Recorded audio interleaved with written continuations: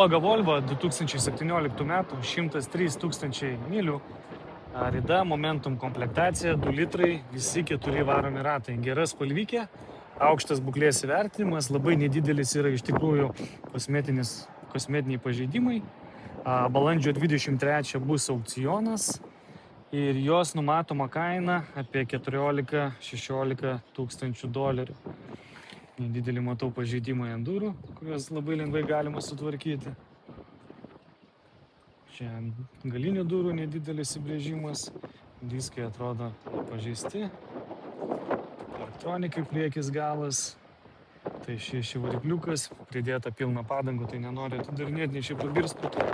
Bamperis, kaip nekeista, labai nedidelius, nežymius turi pažeidimus, dažniausiai būna apgadinti. Čia sparnas galinis irgi atrodo gerai, graži spalva labai iš tikrųjų. Tai pasižiūrime į galą, kas čia gero.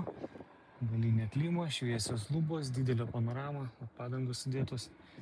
Tada tvarkoj, visi kilimėliai išvalyta, paruošta, matosi, kad mašina tikrai prižiūrėta. Ir jūs labai mėgstate tas XC90, tai šitas iš tikrųjų labai geras variantas, žinokit, atkreipkite dėmesį. 23 dieną aukcionas, kaip sakiau, galėsime sudalyvauti. Labai švarus kėbulas, vienas kitas pavežimas, bet neesminis. 360 kameros. Tai einam pasižiūrėti čia. Čia odos, matot, sėdynės iš vis neišsėdėtos. Vairas irgi tvarkingas. Tai pabandom užvesti. Užsiveda irgi gražiai. 2 litriukai ekonomiška, didelė mašina. Labai mėgstamos jūsų mašinos, iš tikrųjų, sakau. Labai daug jų nuperka. Čiagi skėdelės jokio check engine, nieko, viskas švaru, gražu, viskas veikia. Čia irgi viskas tvarkingai.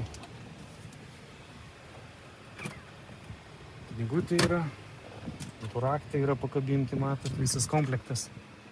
Varikliukas kaip bitutė dirba. Čia irgi viskas tvarkingai. Labai gražus automobilis, labai švarus.